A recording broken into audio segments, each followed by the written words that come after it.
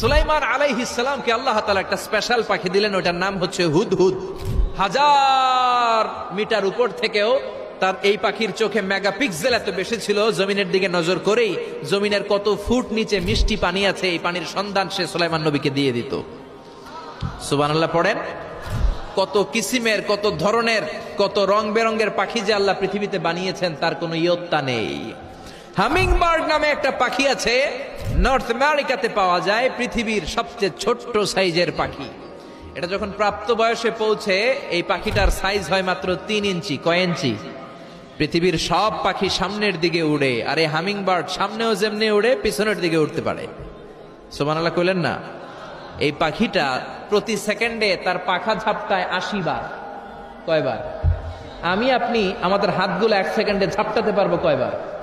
4 বার, সবচেয়ে বেশি হলে 5 বার। আর এই পাখিটা প্রতি সেকেন্ডে তার ডানা ঝাপটায় 80 বার। চিল্লায় এখন সুবহানাল্লাহ। আলপিন সুইফট নামে একটা